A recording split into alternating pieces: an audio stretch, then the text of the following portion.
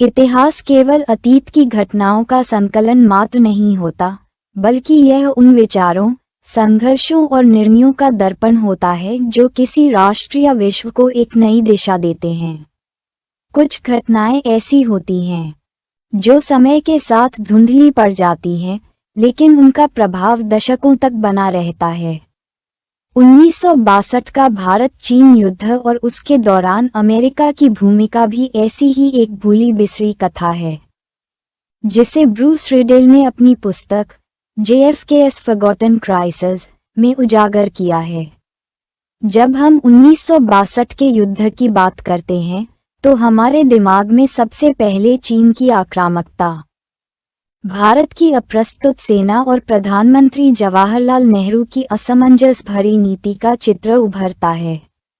लेकिन इस युद्ध का एक अन्य महत्वपूर्ण आयाम भी था, जो अमेरिका और तत्कालीन राष्ट्रपति जॉन एफ कैनेडी JFK से जुड़ा हुआ था। ये पुस्तक हमें ये बताती है कि कैसे JFK ने इस युद्ध में भारत की मदद करने के लिए कदम उठाए और कैसे अंतर्राष्ट्रीय राजनीति की जटिलताओं ने उनके फैसलों को प्रभावित किया। ब्रूस रिडेल की यह किताब केवल एक ऐतिहासिक दस्तावेज नहीं है, बल्कि यह उन घटनाओं की पड़ताल करती है जिन्होंने शीत युद्ध कोल्ड वॉर के दौरान अमेरिका की दक्षिण एशिया नीति को आकार दिया। ये पुस्तक हमें ये सोचने पर मजबूर करती है कि अगर JFK अधिक समय तक जीवित रहते, तो भारत अमेरिका संबंधों की दिशा आज कुछ और होती। इस पुस्तक का महत्व क्यों? JFK's Forgotten Crisis केवल भारत चीन युद्ध पर केंद्रित नहीं है, बल्कि यह वैश्विक कूटनीति और अमेरिका की रणनीतियों को भी विस्तार से समझाती है। इस पुस्तक को पढ़ने के बाद हमें निम्नलिखित महत्वपूर्ण बिंदुओं को समझने में मदद मिलती है। भारत चीन युद्ध का वैश्विक प्रभाव। 1962 का युद्ध केवल दो देशों के बीच का सैन्य संघर्ष नहीं था, बल्कि यह शीत युद्ध की राजनीति में एक महत्वपूर्ण मोड़ था। JFK की रणनीतिक सोच। जॉन एफ कैनेडी को आमतौर पर अमेरिका की घरेलू राजनीति और क्यूबा मिसाइल संकट के संदर्भ में याद किया जाता है, लेकिन इस किताब से हमें उनकी भारत चीन युद्ध में भूमिका के बारे में गहराई से जानकारी मिलती है। अमेरिका, भारत और पाकिस्तान के बीच संतुलन। अमेरिका को भारत और पाकिस्तान के बीच कूटनीतिक संतुलन बनाए रखना था, और यह आसान नहीं था। JFK को ये तय करना था कि वे भारत का समर्थन करें या अपने पुराने सहयोगी पाकिस्तान की नाराजगी मोल लें। शीत युद्ध की जटिलताएं। 1962 में ही क्यूबा मिसाइल संकट भी चरम पर था।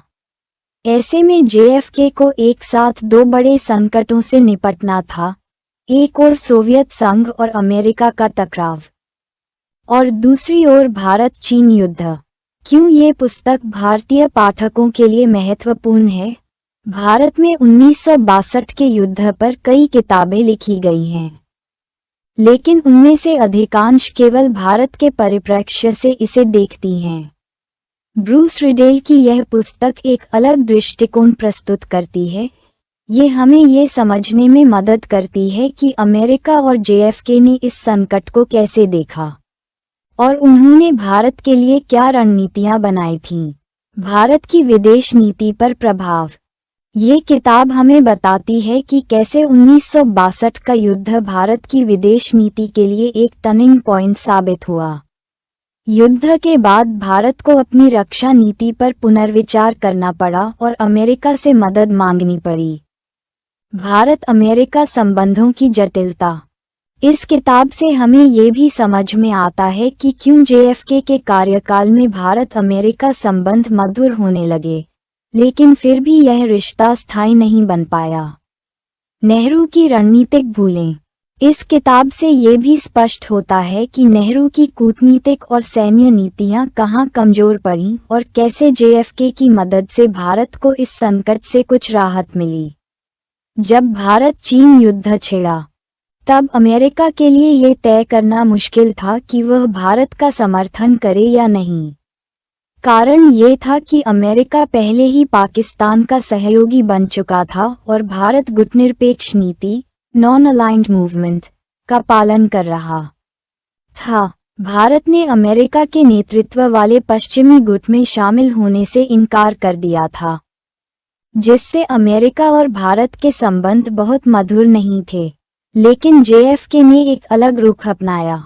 उन्होंने महसूस किया कि चीन की बढ़ती शक्ति केवल भारत के लिए ही नहीं, बल्कि अमेरिका और उसके सहयोगियों के लिए भी एक खतरा थी। उन्होंने भारत को हथियार और सैन्य उपकरण भेजने का निर्णय लिया। क्या होता अगर JFK जीवित रहते? इस पुस्तक को पढ़ते हुए एक महत्वपूर्ण प्रश्न उठता है, अगर 1963 में JFK की हत्या नहीं होती, तो क्या भारत और अमेरिका के संबंध बेहतर हो सकते थे? JFK भारत के समर्थन में दृढ़ थे और यदि वे जीवित रहते, तो शायद अमेरिका की भारत नीति बदल सकती थी। लेकिन उनकी मृत्यु के बाद अमेरिका ने फिर से पाकिस्तान के साथ घनिष्ठ संबंध बना लिए और भारत को ज्यादा समर्थन नहीं दिया। यही कारण था कि भारत ने सोवियत संघ की ओर झुकाव बढ़ा दिया। JFK's Forgotten Crisis हमें ये सिखाती है कि इतिहास में कोई भी घटना अकेले नहीं घटती, बल्कि यह कई अन्य घटनाओं से जुड़ी होती है। ये पुस्तक हमें ये समझने में मदद करती है कि कैसे 1962 के युद्ध ने भारत, अमेरिका और चीन के संबंधों को प्रभावित किया। ये हमें ये सोचने पर मजबूर करती है कि अगर JFK अधिक समय तक जीवित रहते, तो क्या आज भारत और अमेरिका एक मजबूत रणनीतिक साझेदार होते? क्या भारत को अमेरिका से अधिक सैन्य और कूटनीतिक समर्थन मिलता? और सबसे महत्वपूर्ण, क्या 1962 के युद्ध के बाद भारत की विदेश नीति अलग होती?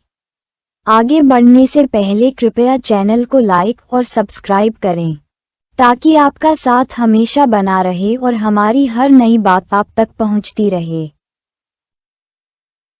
इतिहास केवल घटनाओं का संग्रह नहीं होता, बल्कि इसे लिखने वाले व्यक्ति का दृष्टिकोण भी उसमें महत्वपूर्ण भूमिका निभाता है। जब हम JFK's Forgotten Crisis पढ़ते हैं, तो ये समझना आवश्यक हो जाता है कि इस पुस्तक के लेखक ब्रूस रीडल कौन है, उनका दृष्टिकोण कैसा है, और वे इस विषय को लेकर कितने अधिकृत हैं। ब्रूस रीडल कोई साधारण इतिहासकार नहीं हैं। वे एक खुफिया विश्लेषक, इंटेलिजेंस एनालिस्ट, कूटनीतिक रणनीतिकार, स्ट्रैटेजिक डिप्लोमैट और दक्षिण एशिया मामलों के विशेषज्ञ, साउथ एशियन अफेयर्स एक्सपर्ट हैं। उन्होंने अमेरिकी खुफिया agency CIA, central intelligence agency, में 3 दशक से अधिक समय तक कार्य किया है और 4 अमेरिकी राष्ट्रपतियों के सलाहकार रह चुके हैं। वे न केवल ऐतिहासिक घटनाओं को विश्लेषणात्मक दृष्टि से देखते हैं, बल्कि उनके पीछे की राजनीतिक जटिलताओं को भी गहराई से समझते हैं। उनका सबसे महत्वपूर्ण योगदान ये है कि उन्होंने अमेरिका की विदेश नीति, आतंकवाद और दक्षिण एशिया की राजनीति पर वर्षों तक शोध किया है और कई महत्वपूर्ण निर्णयों में भाग लिया है। उनकी विशेषज्ञता ने उन्हें इस पुस्तक को लिखने के लिए सबसे योग्य व्यक्ति बना दिया है। ब्रूस रीडल का जन्म अमेरिका में हुआ और उन्होंने अपनी शिक्षा अंतर्राष्ट्रीय राजनीति और इतिहास में प्राप्त की। उनकी रुचि प्रारंभ से ही खुफिया रणनीतियों, कूटनीति और अंतर्राष्ट्रीय संबंधों में रही। उन्होंने यूनिवर्सिटी ऑफ पेंसिल्वेनिया से स्नातक की डिग्री प्राप्त की और बाद में हार्वर्ड यूनिवर्सिटी से उच्च शिक्षा ली। उनकी शिक्षा का मुख्य केंद्र मध्य पूर्व, दक्षिण एशिया और अमेरिकी विदेश नीति रहा। उनकी रुचि केवल अकादमिक अध्ययन तक सीमित नहीं थी। उन्होंने CIA में शामिल होकर अपनी शिक्षा को वास्तविक दुनिया के अनुभव से जोड़ा। उनका करियर उन्हें विश्व की सबसे जटिल खुफिया और कूटनीतिक परिस्थितियों के बीच ले गया। ब्रूस रीडल ने CIA, सेंट्रल इंटेलिजेंस एजेंसी, में 30 वर्षों तक सेवा दी। इस दौरान उन्होंने कई महत्वपूर्ण पदों पर कार्य किया। दक्षिण एशिया और मध्य पूर्व मामलों के विशेषज्ञ, उन्होंने पाकिस्तान, भारत और अफगानिस्तान की राजनीति और सुरक्षा नीतियों का विश्लेषण किया। राष्ट्रपति सलाहकार, वे 4 अमेरिकी राष्ट्रपतियों George H.W. Bush, bill Clinton, George W. Bush और बराक ओबामा के लिए दक्षिण एशिया नीति सलाहकार के रूप में कार्य कर चुके हैं। आतंकवाद और राष्ट्रीय सुरक्षा विशेषज्ञ, उन्होंने आतंकवाद विरोधी अभियानों और सुरक्षा रणनीतियों पर काम किया, विशेष रूप से 9/11 हमलों के बाद। ब्रुकिंग्स इंस्टीट्यूशन में सीनियर फेलो, सेवानिवृत्ति के बाद वे ब्रुकिंग्स इंस्टीट्यूशन से जुड़े, जहां उन्होंने अंतर्राष्ट्रीय राजनीति पर शोध किया और कई पुस्तकें लिखीं। ब्रूस रिडेल का यह अनुभव उनकी लेखनी में झलकता है। उनकी किताबें केवल ऐतिहासिक घटनाओं का वर्णन नहीं करतीं, बल्कि वे उन घटनाओं के पीछे की रणनीति और भू-राजनीतिक प्रभाव को भी उजागर करती हैं। ब्रूस रिडेल का दक्षिण एशिया से गहरा संबंध है। उन्होंने भारत, पाकिस्तान और अफगानिस्तान की राजनीति, सुरक्षा और कूटनीति पर कई दशकों तक अध्ययन किया है। उनकी यह विशेषज्ञता इस पुस्तक में स्पष्ट रूप से दिखती है। JFK's फॉरगॉटन क्राइसिस को लिखते समय उन्होंने न केवल अमेरिकी दस्तावेजों को खंगाला, बल्कि उन्होंने भारत और पाकिस्तान के ऐतिहासिक संदर्भों को भी ध्यान में रखा। उनकी यह समझ हमें इस पुस्तक को एक संतुलित दृष्टिकोण से देखने में मदद करती है। JFK's फॉरगॉटन क्राइसिस के अलावा ब्रूस रिडेल ने कई और महत्वपूर्ण पुस्तकें लिखी हैं, जिनमें से कुछ हैं। इस पुस्तक में उन्होंने अमेरिका और पाकिस्तान के जटिल संबंधों का विश्लेषण किया है। उन्होंने ये दिखाया है कि कैसे पाकिस्तान में आतंकवाद को समर्थन देने वाली नीतियां बनी और इसका वैश्विक प्रभाव क्या हुआ। Avoiding Armageddon, America, India and Pakistan to the brink and back. इस पुस्तक में उन्होंने भारत, अमेरिका और पाकिस्तान के बीच परमाणु संकट और उनके कूटनीतिक संबंधों पर चर्चा की है। The search for Al Qaeda, its leadership, ideology and future. इसमें उन्होंने 9/11 के बाद अल-कायदा के उदय और उसके खिलाफ अमेरिका की नीतियों का विश्लेषण किया है। ये पुस्तकें साबित करती हैं कि ब्रूस रिडेल केवल एक इतिहासकार ही नहीं, बल्कि दक्षिण एशिया की राजनीति और सुरक्षा नीतियों के गहरे जानकार भी हैं। अब सवाल उठता है कि ब्रूस रिडेल ने JFK's फॉरगॉटन क्राइसिस क्यों लिखी? इतिहास के भूले बिसरे पहलुओं को उजागर करना। आमतौर पर भारत-चीन युद्ध को केवल भारत और चीन के बीच संघर्ष के रूप में देखा जाता है, लेकिन ब्रूस रिडेल ने ये दिखाया कि इस संघर्ष में अमेरिका की भी एक महत्वपूर्ण भूमिका थी। JFK की विदेश नीति को समझाना। अमेरिकी राष्ट्रपति जॉन F. कैनेडी को आमतौर पर क्यूबा मिसाइल संकट और घरेलू सुधारों के लिए जाना जाता है, लेकिन बहुत कम लोग जानते हैं कि JFK ने भारत-चीन युद्ध में भारत की मदद करने के लिए महत्वपूर्ण निर्णय लिए थे। भारत-अमेरिका संबंधों पर प्रकाश डालना। ये पुस्तक हमें ये समझने में मदद करती है कि अगर JFK जीवित रहते तो भारत और अमेरिका के संबंध कैसे विकसित हो सकते थे। ये प्रश्न उठता है कि क्या आज भारत और अमेरिका एक मजबूत रणनीतिक साझेदारी में होते? ब्रूस रिडेल की विशेषज्ञता, खुफिया अनुभव और दक्षिण एशिया पर उनकी गहरी पकड़ उन्हें JFK's फॉरगॉटन क्राइसिस लिखने के लिए सबसे उपयुक्त व्यक्ति बनाती है। उनकी यह पुस्तक केवल इतिहास नहीं, बल्कि एक कूटनीतिक अध्ययन भी है, जो हमें ये सोचने पर मजबूर करती है कि अगर JFK अधिक समय तक जीवित रहते तो भारत-अमेरिका संबंध कैसे बदल सकते थे। ब्रूस रिडेल का यह अध्ययन हमें ये भी बताता है कि अंतर्राष्ट्रीय संबंधों में कोई भी निर्णय तात्कालिक नहीं होता, उसके पीछे वर्षों की नीतियां, रणनीतियां और इतिहास छिपा होता है। भारत और चीन दो प्राचीन सभ्यताएं हैं जिनका इतिहास हजारों वर्षों पुराना है। लेकिन आधुनिक समय में जब भारत 1947 में आज़ाद हुआ और चीन में 1949 में कम्युनिस्ट शासन आया, तो दोनों देशों के रिश्तों में नया मोड़ आया। 1950 के दशक में प्रधानमंत्री जवाहरलाल नेहरू और चीन के नेता माओ जेडोंग के बीच अच्छे संबंध बनाए रखने की कोशिश की गई। पंचशील सिद्धांत 5 प्रिंसिपल्स ऑफ पीसफुल कोएग्जिस्टेंस के तहत दोनों देशों ने एक दूसरे की संप्रभुता का सम्मान करने की कसम खाई। 1950 में चीन ने तिब्बत पर कब्जा कर लिया, जिससे भारत और चीन के बीच तनाव बढ़ा।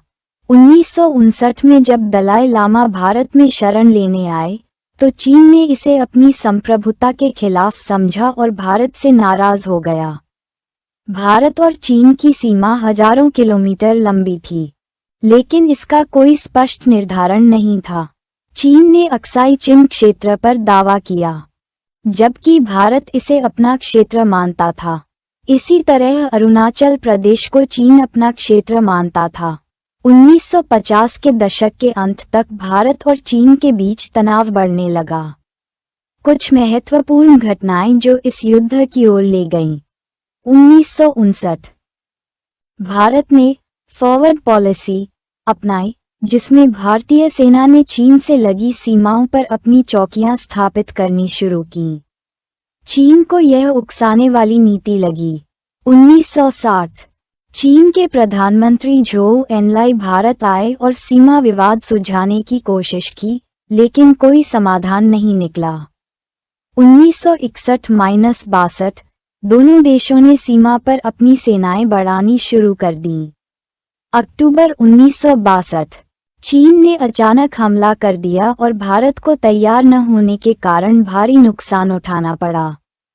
3 युद्ध का आरंभ और भारत की हार। 20 अक्टूबर 1962 को चीन ने लद्दाख और अरुणाचल प्रदेश, तब के नॉर्थ ईस्ट फ्रंटियर एजेंसी, में 2 मोर्चों पर हमला किया। भारतीय सेना इस युद्ध के लिए तैयार नहीं थी।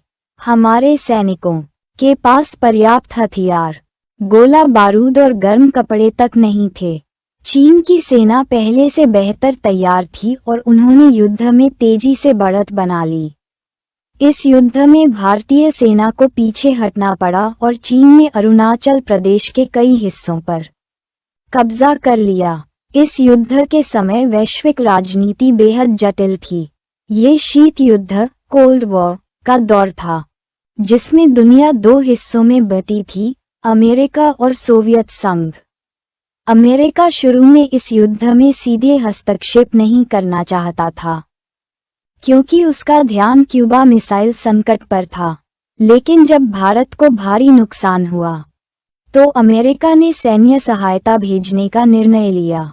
जेएफके ने भारत को हथियार और सैनिक उपकरण भेजने की मंजूरी दी। सोवियत संघ की रणनीति।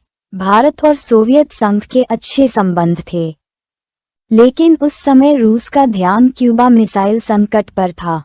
इस कारण भारत को तत्काल कोई मदद नहीं मिल सकी। 5 युद्ध का अंत और चीन की वापसी। चीन ने 20 नवंबर 1962 को एकतरफा युद्धविराम की घोषणा की और पीछे हटने का फैसला किया। चीन ने ये दिखाने के लिए युद्धविराम किया कि वह केवल अपनी रक्षा कर रहा था और कोई लंबी लड़ाई नहीं चाहता था। लेकिन भारत को भारी क्षति उठानी पड़ी और यह युद्ध नेहरू की सरकार के लिए एक बड़ी विफलता मानी गई। 6 युद्ध के बाद भारत पर प्रभाव। 1962 का युद्ध भारत के लिए बहुत बड़ा झटका था। इसके कई प्रभाव पड़े। सैन्य मजबूती। इस हार के बाद भारत ने अपनी रक्षा नीति पूरी तरह से बदल दी और अपनी सेना को आधुनिक बनाने पर ध्यान दिया। भारतीय सेना का विस्तार किया गया और अधिक संसाधन रक्षा क्षेत्र में लगाए गए।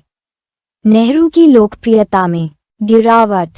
इस युद्ध के बाद नेहरू की छवि को गहरा आघात पहुंचा। 1964 में उनकी मृत्यु तक वे इस हार के बोझ तले दबे रहे। भारत अमेरिका संबंधों में सुधार। इस युद्ध के दौरान JFK ने भारत की मदद की, जिससे दोनों देशों के संबंध बेहतर हुए। लेकिन बाद में अमेरिका ने पाकिस्तान को भी समर्थन देना जारी रखा, जिससे भारत ने सोवियत संघ की ओर झुकाव बढ़ा दिया। 7. इस युद्ध के सबक और पुस्तक में इसका महत्व। ब्रूस रिडेल की JFK's Forgotten Crisis इस युद्ध को केवल एक सैन्य संघर्ष के रूप में नहीं देखती, बल्कि इसे अंतर्राष्ट्रीय राजनीति और JFK की कूटनीति के नजरिए से समझाती है। इस युद्ध से हमें कई सीखें मिलती हैं। रक्षा तैयारी हमेशा मजबूत होनी चाहिए। कूटनीति और सामरिक रणनीति का महत्व अत्यधिक होता है।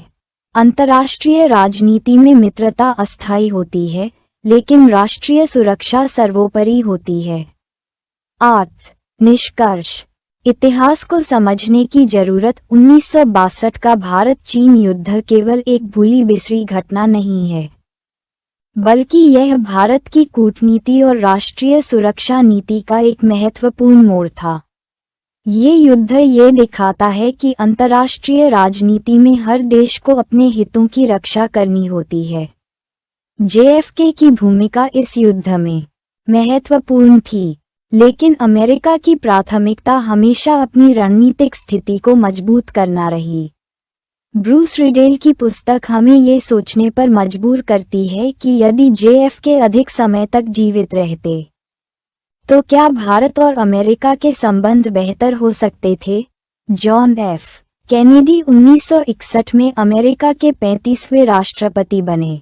वे द्वितीय विश्व युद्ध के बाद सबसे युवा अमेरिकी राष्ट्रपति थे और उनकी छवि एक प्रगतिशील, ऊर्जावान और दूरदर्शी नेता के रूप में बनी थी।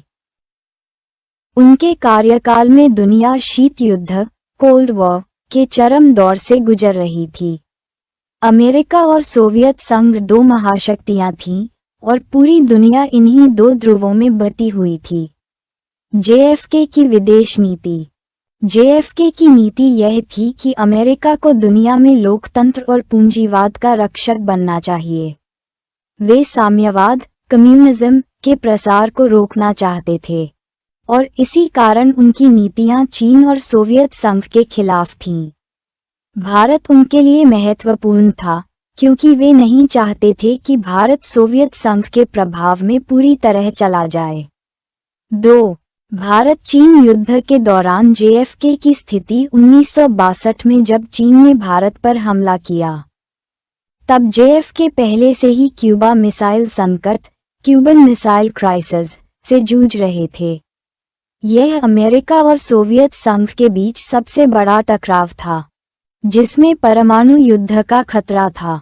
अमेरिका उस समय पूरी तरह सोवियत संघ के खिलाफ था, लेकिन भारत को वह अपना मजबूत सहयोगी नहीं मानता था। JFK की स्थिति जटिल थी। वे भारत की मदद भी करना चाहते थे, लेकिन पाकिस्तान को नाराज भी नहीं करना चाहते थे। हालांकि जैसे ही भारत को चीन से हारने का खतरा बढ़ा, JFK ने स्थिति का पुनर्मूल्यांकन किया और भारत की मदद के लिए महत्वपूर्ण कदम उठाए। जब 1962 में भारत चीन युद्ध अपने चरम पर पहुंचा, तो प्रधानमंत्री जवाहरलाल नेहरू ने अमेरिका से तत्काल सैन्य सहायता की मांग की। नेहरू ने JFK को पत्र लिखकर युद्धक विमानों और हथियारों की आपूर्ति की गुहार लगाई। अमेरिका के लिए यह एक रणनीतिक अवसर था। अगर वे भारत की मदद करते, तो भारत को अपने पाले में ला सकते थे। JFK ने भारतीय सेना की जरूरतों को तुरंत समझा और सेना को आपूर्ति भेजने का निर्णय लिया। 4. JFK द्वारा भारत को दी गई सहायता। JFK ने भारत को मदद देने के लिए 3 प्रमुख कदम उठाए। अमेरिकी वायुसेना के परिवहन विमानों से भारत को बंदूकें, गोला बारूद, संचार उपकरण और अन्य सैन्य आपूर्ति भेजी गई। ये सहायता तत्काल भेजी गई, जिससे भारतीय सेना को राहत मिली।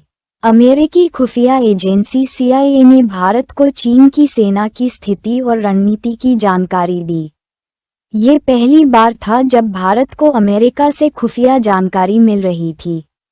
JFK ने भारतीय वायुसेना को समर्थन देने की योजना बनाई थी, जिसमें अमेरिकी वायुसेना के कुछ पायलट भारत की मदद कर सकते थे।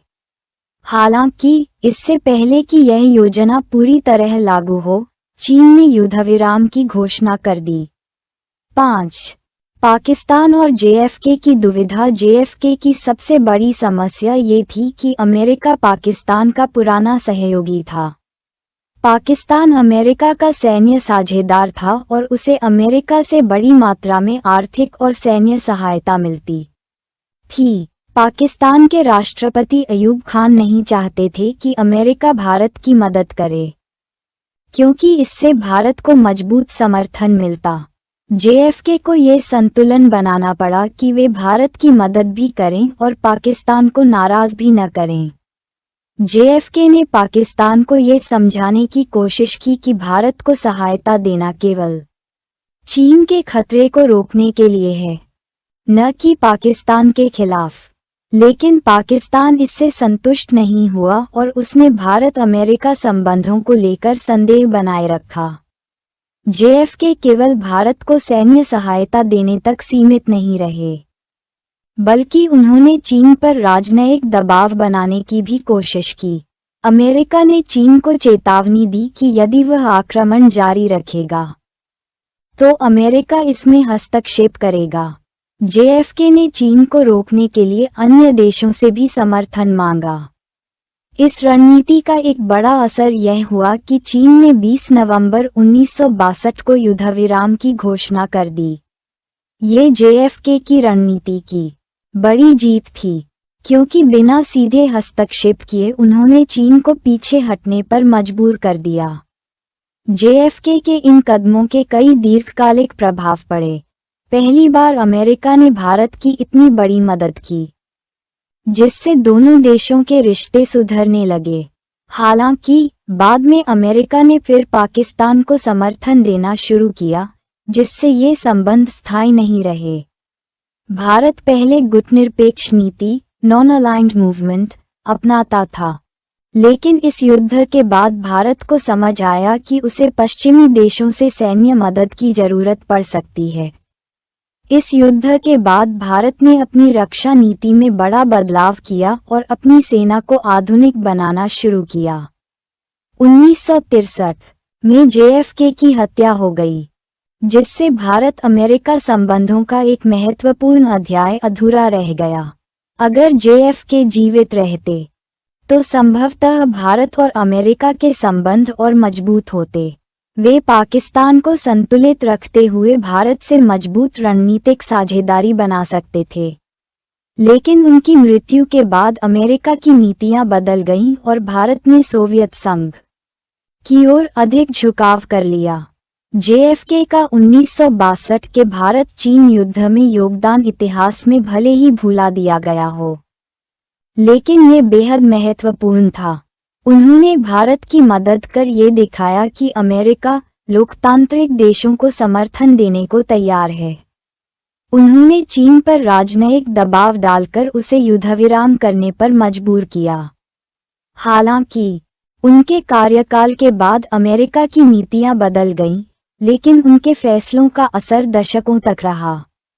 ब्रूस रिडेल की जेएफके's फॉरगॉटन क्राइसिस इस बात पर रोशनी डालती है कि जेएफके की नीतियां सिर्फ एक युद्ध को नहीं, बल्कि भारत अमेरिका संबंधों के पूरे भविष्य को प्रभावित करने वाली थीं। पाकिस्तान 1947 में भारत से अलग होकर बना एक नया देश था, जिसकी भू राजनीतिक स्थिति उसे वैश्विक राजनीति में एक महत्वपूर्ण स्थान दिलाती थी। पाकिस्तान अमेरिका का एक महत्वपूर्ण रणनीतिक सहयोगी था, विशेष रूप से सोवियत संघ के खिलाफ संघर्ष में। साल 1954 में पाकिस्तान ने अमेरिका के साथ एक रक्षा संधि SEATO पर हस्ताक्षर किए, जिससे दोनों देशों के बीच गहरे सैन्य और राजनीतिक संबंध बने। पाकिस्तान की भौगोलिक स्थिति ने उसे दक्षिण एशिया, मध्य एशिया और मिडल ईस्ट में एक महत्वपूर्ण रणनीतिक स्थान दिया, जिससे अमेरिका के लिए पाकिस्तान एक किले की तरह साबित हो रहा था। पाकिस्तान की सीमा चीन और भारत से सटी हुई थी, जिससे अमेरिका को पाकिस्तान को एक कूटनीतिक और सैन्य साझेदार के रूप में देखना जरूरी था। पाकिस्तान और भारत के रिश्ते हमेशा तनावपूर्ण रहे हैं, खासकर 1947 के विभाजन के बाद से। पाकिस्तान का मानना था कि भारत का प्रभाव क्षेत्रीय और वैश्विक स्तर पर ज्यादा बढ़ सकता है, जिससे पाकिस्तान की सुरक्षा खतरे में पड़ सकती है। 1962 में जब भारत और चीन के बीच युद्ध हुआ, पाकिस्तान ने इसे भारत के खिलाफ एक अवसर के रूप में देखा। पाकिस्तान की रणनीति यह थी कि युद्ध में भारत की कमजोर स्थिति का फायदा उठाया जाए, जिससे भारत और अमेरिका के रिश्तों में दूरी बढ़े। पाकिस्तान की सरकार ने कश्मीर मुद्दे को जोर शोर से उठाया और अमेरिका को ये जताया कि भारत की स्थिति अस्थिर है और इसके परिणामस्वरूप पाकिस्तान को अपनी सुरक्षा के लिए अमेरिकी समर्थन की आवश्यकता है।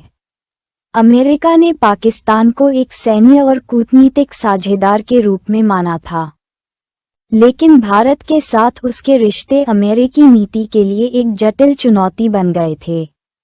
पाकिस्तान और अमेरिका के बीच दोस्ती 1950 के दशक में शुरू हुई, जब पाकिस्तान ने सोवियत संघ के खिलाफ अमेरिका के साथ एक मजबूत गठबंधन बनाया। पाकिस्तान ने दक्षिण एशिया में अमेरिका के हितों को बढ़ावा देने में मदद की और इस कारण अमेरिका ने पाकिस्तान को सैन्य और आर्थिक सहायता प्रदान की। 1962 में पाकिस्तान के अयूब खान ने यह उम्मीद जताई कि अमेरिका भारत को कोई भी बड़ा सैन्य समर्थन नहीं देगा, क्योंकि ऐसा करने से पाकिस्तान नाराज हो सकता था। पाकिस्तान को लगता था कि अमेरिका का भारत के साथ समर्थन उसके राष्ट्रीय हितों के खिलाफ है। पाकिस्तान का मानना था कि भारत को मजबूत करके अमेरिका पाकिस्तान की सुरक्षा को खतरे में डाल सकता है। इस समय अमेरिका के लिए यह अत्यधिक चुनौतीपूर्ण था कि वह दोनों देशों के बीच संतुलन बनाए रखे, भारत को मदद देना और पाकिस्तान को नाराज न करना। अमेरिका के विदेश मंत्री डीन अचेसन ने पाकिस्तान से यह आश्वासन लिया कि पाकिस्तान भारत के खिलाफ कोई सैन्य कार्रवाई नहीं करेगा, लेकिन पाकिस्तान की शर्तें भी कठिन थीं। 1962 का भारत चीन युद्ध के बाद पाकिस्तान ने यह महसूस किया कि अमेरिका ने भारत को ज्यादा समर्थन दिया, जबकि पाकिस्तान के साथ उसकी दोस्ती के बावजूद उसे पर्याप्त मदद नहीं मिली। पाकिस्तान ने अमेरिकी कूटनीति को ये बताने की कोशिश की कि कश्मीर का मुद्दा भारत-पाकिस्तान संबंधों में मुख्य विवाद है और अमेरिका को इसमें पाकिस्तान का पक्ष लेना चाहिए। अमेरिका के लिए कश्मीर विवाद एक जटिल मुद्दा था, क्योंकि उसने भारतीय लोकतंत्र के साथ साझेदारी बनाने की योजना बनाई थी। पाकिस्तान की मांग थी कि अमेरिका उसे सैन्य उपकरण और समर्थन प्रदान करे, ताकि वह भारत के खिलाफ खुद को मजबूत कर सके। चीन और पाकिस्तान के बीच सैन्य गठबंधन 1960 के दशक में मजबूत हुआ, विशेष रूप से चीन के भारत के खिलाफ सैन्य गतिविधियों को देखते हुए। पाकिस्तान ने यह महसूस किया कि चीन उसकी सुरक्षा का प्रमुख साझेदार बन सकता है और अमेरिका को अपना विकल्प ऑल्टरनेटिव बनाने की आवश्यकता थी।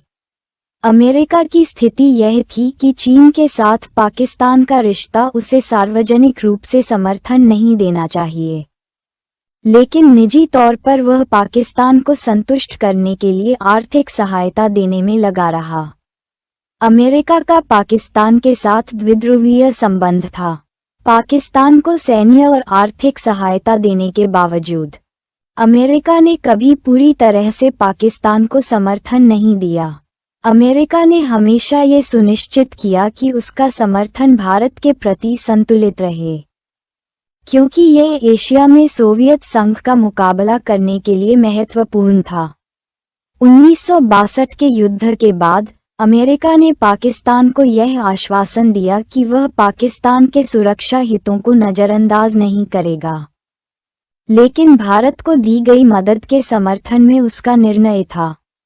पाकिस्तान ने महसूस किया कि अमेरिका का भारत को समर्थन उसे कमजोर बना रहा था और इससे भारत पाकिस्तान संबंधों में कोई सुधार नहीं हुआ। इस वजह से पाकिस्तान ने चीन के साथ अपने संबंधों को और मजबूत किया और अमेरिका के साथ अपनी रणनीतिक साझेदारी में दूरी बनाए रखी। पाकिस्तान की भूमिका इस युद्ध में केवल अमेरिका के साथ कूटनीतिक रिश्तों के संदर्भ में ही नहीं, बल्कि दक्षिण एशिया में सामरिक तंत्र को प्रभावित करने में भी थी। कश्मीर हमेशा पाकिस्तान के लिए एक संवेदनशील मुद्दा रहा और उसने अमेरिका पर दबाव डाला कि वह कश्मीर विवाद में पाकिस्तान के पक्ष में आवाज उठाए। लेकिन अमेरिका के लिए यह हमेशा कठिन था, क्योंकि भारत के साथ उसकी साझेदारी भी महत्वपूर्ण थी।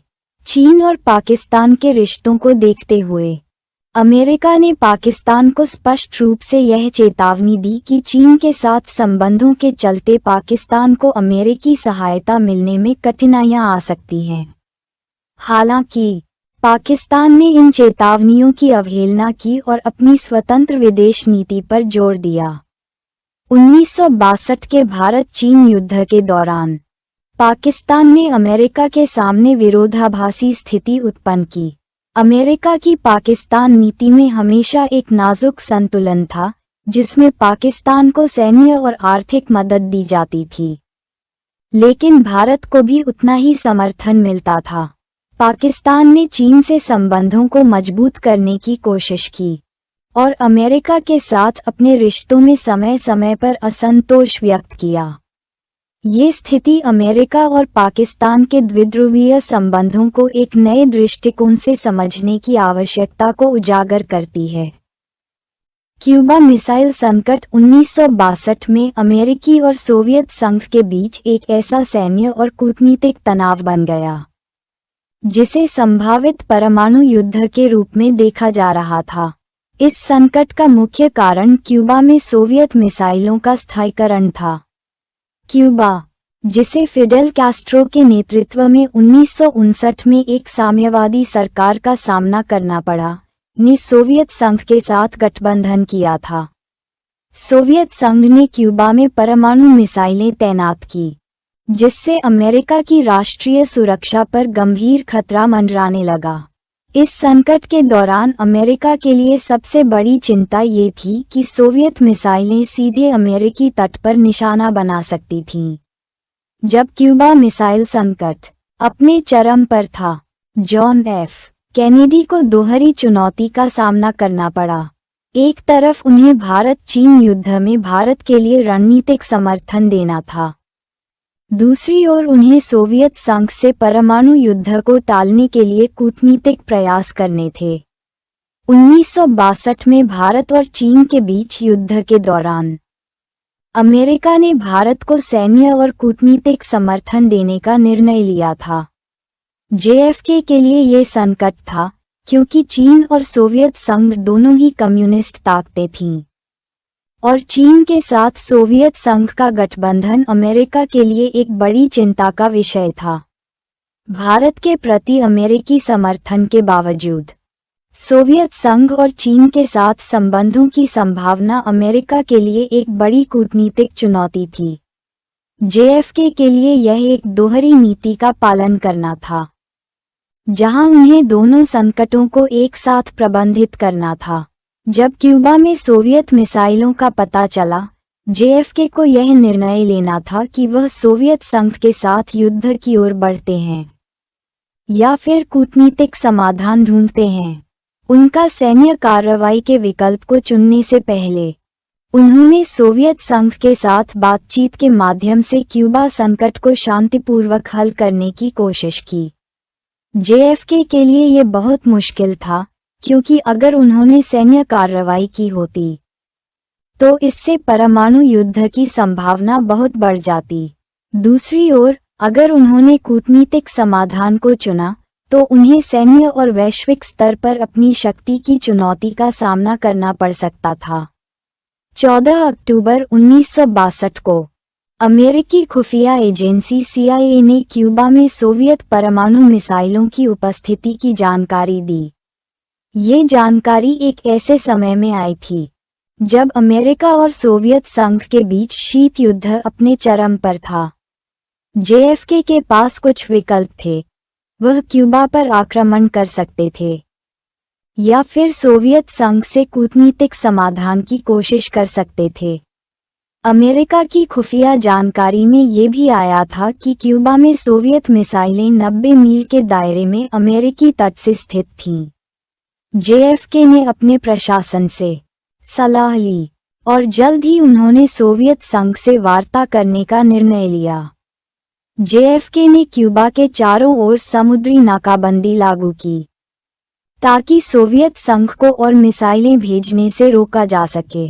यह एक न्यूनतम सैन्य प्रतिक्रिया थी क्योंकि इससे अमेरिका को अपने अस्तित्व के लिए खतरे से बचने का अवसर मिलता था।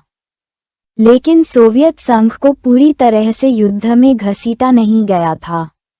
जेएफके ने निजी तौर पर सोवियत प्रधानमंत्री निकिता खरुश्चेव से संपर्क किया और उनसे मांग की कि वे क्यूबा से अपने मिसाइल हटा लें। इसके बाद खरुश्चेव ने क्यूबा से मिसाइलें हटाने का प्रस्ताव दिया, लेकिन इसके बदले में उन्होंने अमेरिका से तुर्की में स्थित अमेरिकी मिसाइलों को हटाने की मांग की।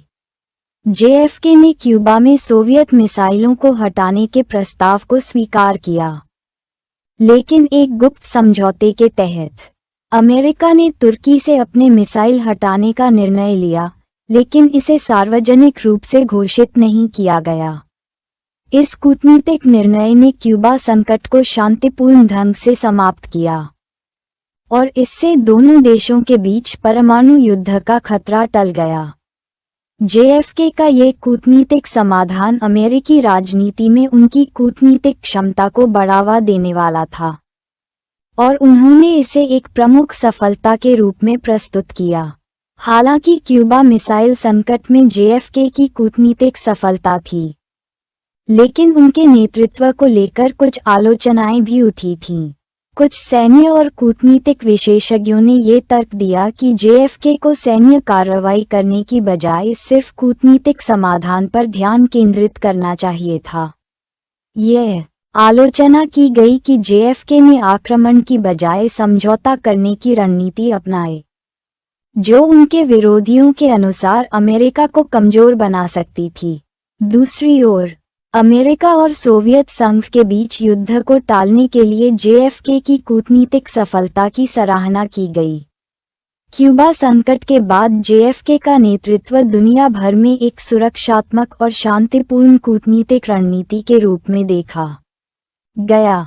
क्यूबा मिसाइल संकट के बाद अमेरिका और सोवियत संघ के बीच विध्वंसक परमाणु युद्ध की संभावना काफी हद तक कम हो गई।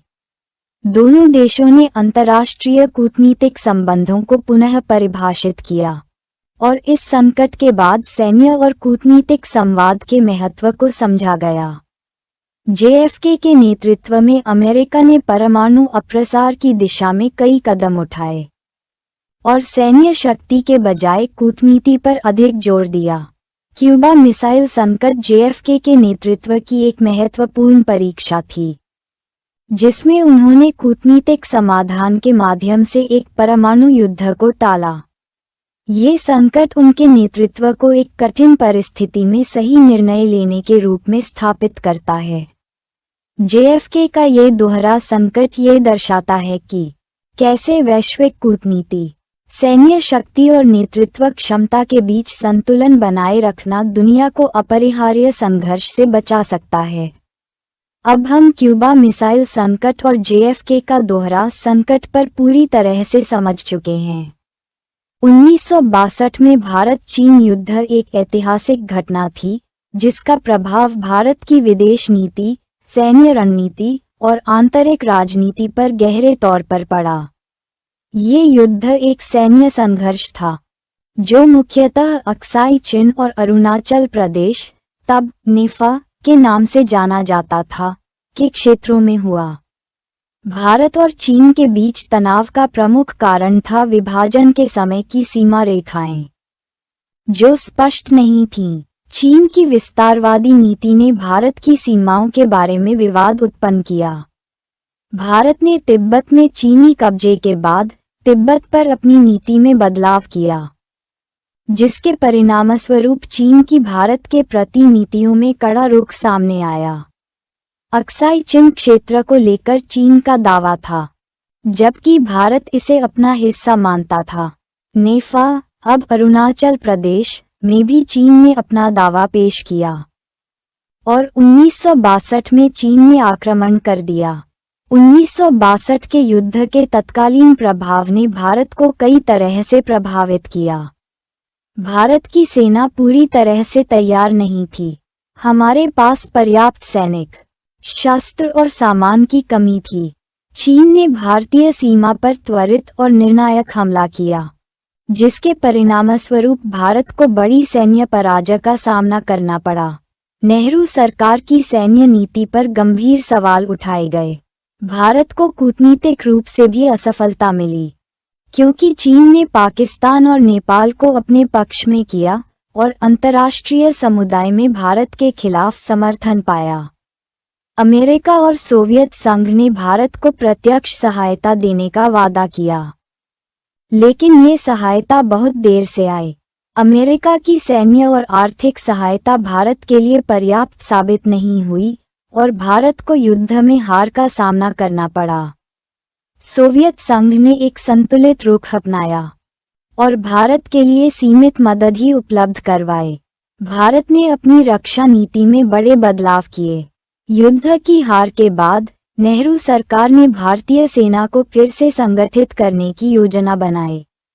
सैन्य सुधारों के तहत रक्षा बजट में वृद्धि की गई और नई सैन्य रणनीतियां बनाई गईं। भारत ने सैन्य उत्पादन की दिशा में बड़े कदम उठाए और रक्षा उद्योग को स्वदेशी बनाने की पहल की।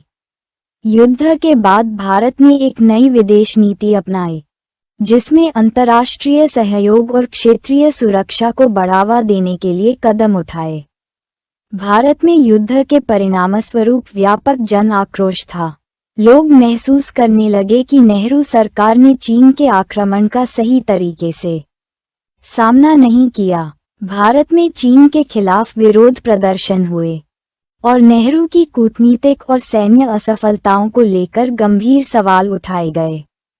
चीन के लिए 1962 का युद्ध एक कूटनीतिक और सैन्य सफलता था। युद्ध ने चीन की ताकत को एशिया में बढ़ावा दिया और चीन ने भारत को घेरने के लिए अपनी नीतियों को मजबूती से लागू किया। चीन ने पाकिस्तान के साथ अपनी साझेदारी को बढ़ाया और भारत के खिलाफ दबाव बनाने के लिए उसे समर्थन दिया। चीन के लिए क्यूबा संकट के समय भी भारत के साथ युद्ध एक सैन्य और कूटनीतिक सफलता का प्रतीक था, जिसने सोवियत संघ के साथ सहयोग को बढ़ावा दिया। चीन ने अपनी सैन्य ताकत में इजाफा किया। युद्ध के बाद चीन ने अपनी सेना को आधुनिक बनाने और नवीनतम सैन्य प्रौद्योगिकी को अपनाने का कार्य शुरू किया। चीन ने आधुनिक हथियारों के जखीरे में वृद्धि की और सैन्य क्षमता को बढ़ाकर दुनिया में अपना प्रभाव फैलाने की रणनीति बनाए।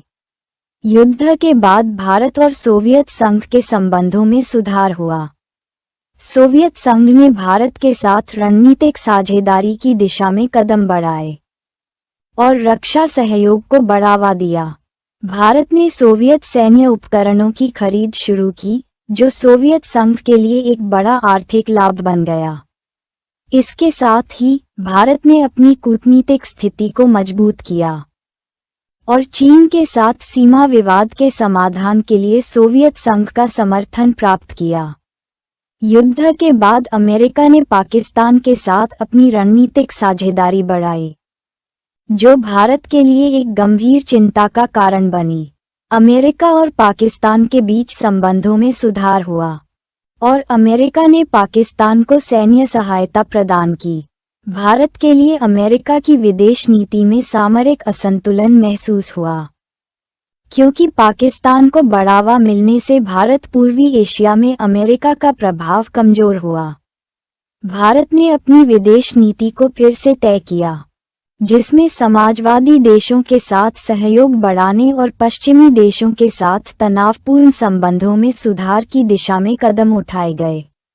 भारत ने दुनिया में अपनी स्वतंत्र स्थिति को बनाए रखते हुए संयुक्त राष्ट्र और गैर अलायंसी आंदोलन में अपनी भागीदारी बढ़ाई। चीन के साथ सीमा विवाद के समाधान के लिए भारत ने कूटनीतिक प्रयासों को तेज किया और क्षेत्रीय शांति के लिए लगातार काम किया।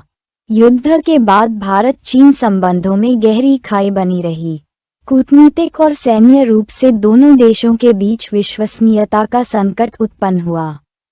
चीन भारत युद्ध के बाद सीमा विवाद को लेकर दोनों देशों के बीच विरोधी दृष्टिकोण बने रहे।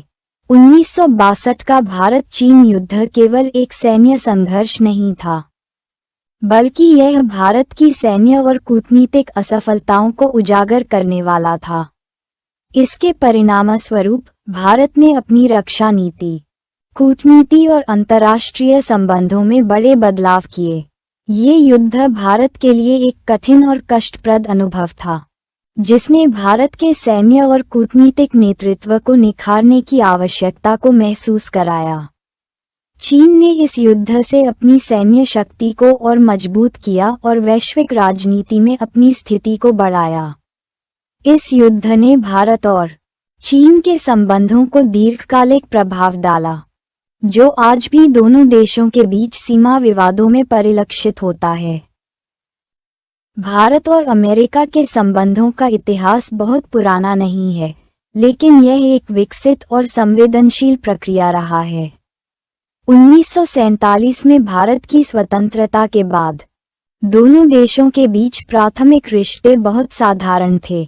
अमेरिकी राष्ट्रपति हैरी ट्रूमन ने भारत की स्वतंत्रता का स्वागत किया, लेकिन उस समय की अमेरिकी नीति में भारत की प्राथमिकता कम थी। भारत की नीति मुख्यतः गैर अलायंसी नॉन अलाइनमेंट पर आधारित थी, जिसका मतलब था कि भारत ने किसी भी प्रमुख सैन्य गुट से जुड़ने से मना किया था। इसके विपरीत अमेरिका ने अपनी शीत युद्ध नीति के तहत सोवियत संघ और चीन के खिलाफ भारत के विरोध को उतना महत्वपूर्ण नहीं समझा था। अमेरिका का ध्यान पश्चिमी यूरोप और पूर्वी एशिया पर अधिक था और भारत को तत्काल कोई महत्वपूर्ण सहयोग नहीं मिला। 1962 का भारत चीन युद्ध भारत और अमेरिका के संबंधों में एक महत्वपूर्ण मोड़ साबित हुआ। हालांकि अमेरिका ने भारत को मदद देने का वादा किया था, लेकिन उसे तत्काल मदद उपलब्ध नहीं हो पाई। इसके बावजूद इस युद्ध के बाद भारत ने अमेरिका के साथ अपनी सैन्य और कूटनीतिक साझेदारी में सुधार की दिशा में कदम बढ़ाए। अमेरिका ने पाकिस्तान को सैन्य सहायता देना शुरू किया और भारत को यह महसूस हुआ कि अमेरिका का पाकिस्तान के प्रति रुख उसके लिए चिंता का कारण हो सकता है। चीन के खिलाफ अमेरिका का रुख भारतीय दृष्टिकोण से दोहरी नीति जैसा था। हालांकि नेहरू की सरकार ने अमेरिका के साथ बेहतर संबंध बनाने के प्रयास किए, लेकिन भारत का झुकाव सोवियत संघ की ओर बढ़ा। 1970 के दशक में दोनों देशों के बीच संबंधों में कुछ तनाव और कुछ सुधार का सिलसिला जारी रहा। 1974 में भारत ने परमाणु परीक्षण किया, जिसे अमेरिका ने अस्वीकार किया। अमेरिका ने भारत के परमाणु कार्यक्रम को रोकने के लिए कड़ी कार्रवाई की और भारत के साथ आर्थिक संबंधों में संकोच दिखाया। भारत के परमाणु परीक्षण से यह साफ हो गया कि भारत अपनी सुरक्षा नीति को मजबूत करने के लिए किसी पर निर्भर नहीं रहेगा। 1971 के भारत पाकिस्तान युद्ध में अमेरिका ने पाकिस्तान का समर्थन किया। भारत ने सोवियत संघ से सैन्य समर्थन प्राप्त किया और अमेरिका के रुख को लेकर भारत में असंतोष बढ़ा। भारत ने महसूस किया कि अमेरिका के साथ रिश्ते स्थिर नहीं हैं और रूस के साथ रिश्ते मजबूत करने की रणनीति अपनाए। 1990 के दशक में भारत और अमेरिका के संबंधों में बदलाव का एक नया दौर आया, जब सोवियत संघ का विघटन हुआ और भारत की आर्थिक स्थिति में बदलाव आया। तब अमेरिका ने भारत को एक नए दृष्टिकोण से देखना शुरू किया। 1991 में भारत में आर्थिक सुधारों की शुरुआत हुई और भारत ने आर्थिक उदारीकरण की नीति अपनाई। अमेरिका ने भारत को व्यापारिक दृष्टिकोण से देखा और दोनों देशों के बीच आर्थिक संबंधों में सुधार हुआ। भारत ने अमेरिका से निवेश और प्रौद्योगिकी के क्षेत्र में सहयोग प्राप्त करना शुरू किया।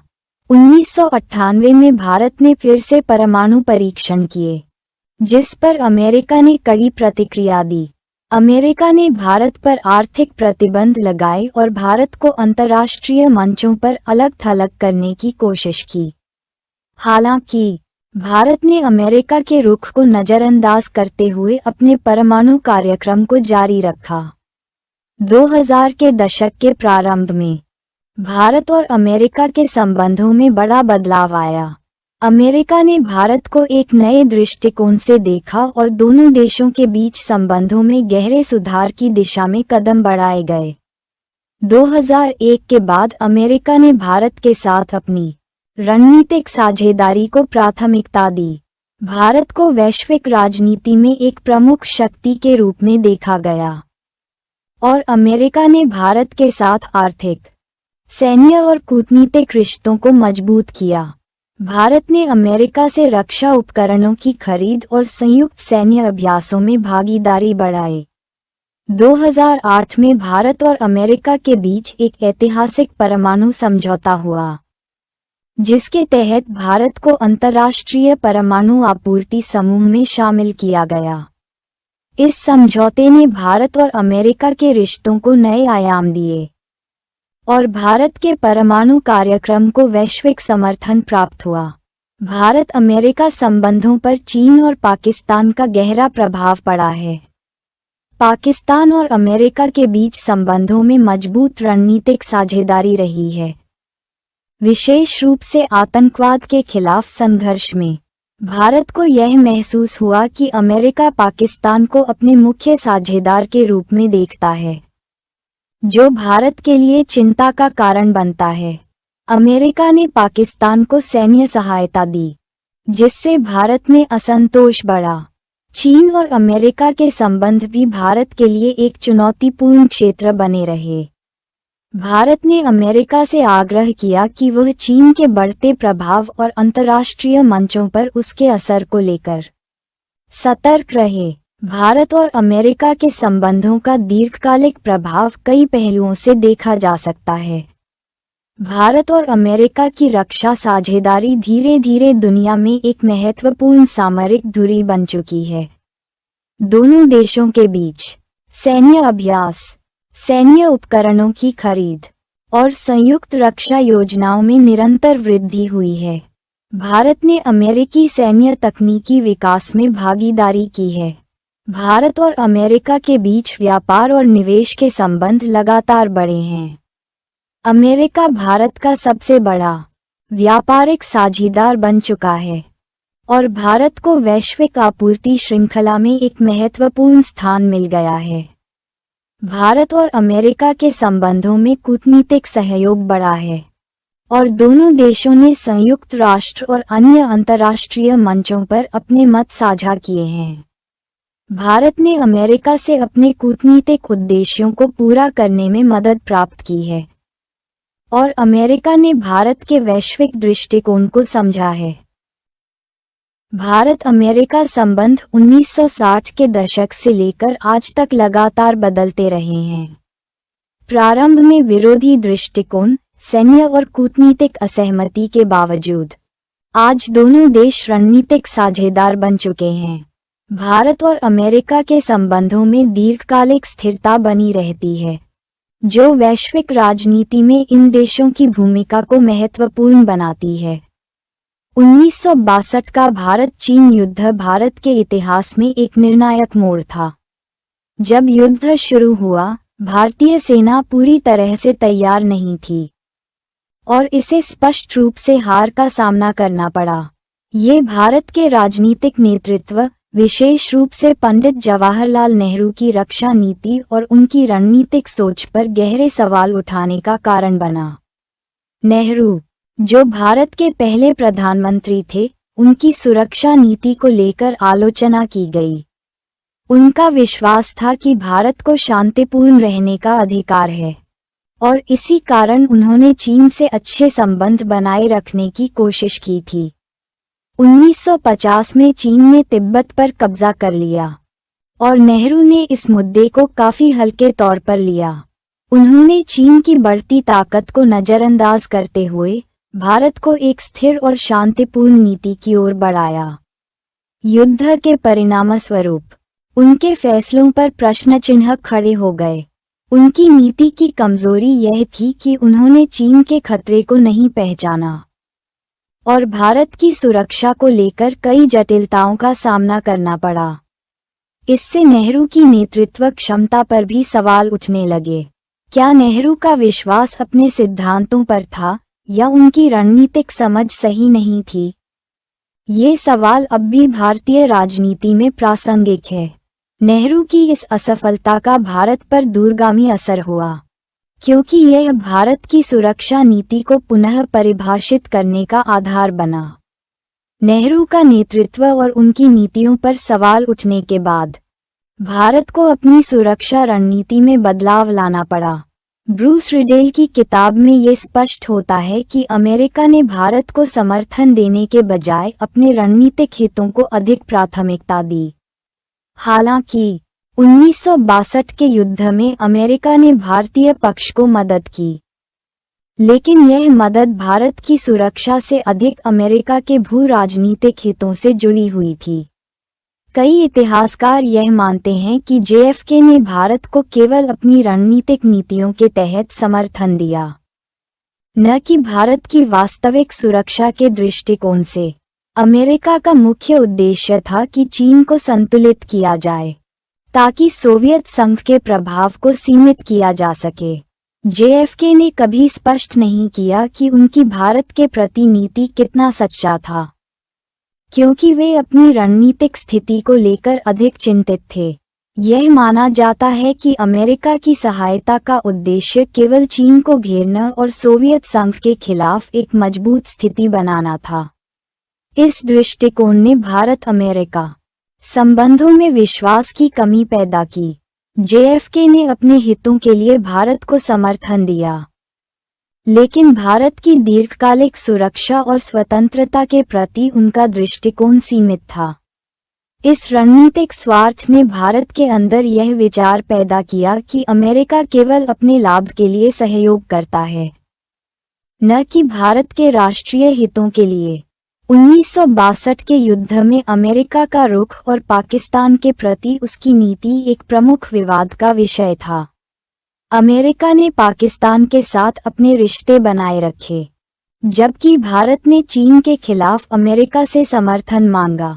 ये स्थिति भारत के लिए चिंता का कारण बनी, क्योंकि पाकिस्तान, जो तब अमेरिका का साथी था, भारत के खिलाफ पाकिस्तान के साथ गठबंधन का लाभ उठाने की कोशिश कर रहा था।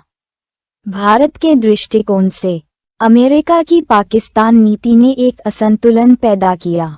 पाकिस्तान ने कश्मीर जैसे मुद्दों को अंतर्राष्ट्रीय मंचों पर उठाया और अमेरिका ने पाकिस्तान को मदद प्रदान की, जिससे भारत को यह महसूस हुआ कि अमेरिका भारत के हितों की अनदेखी कर रहा है।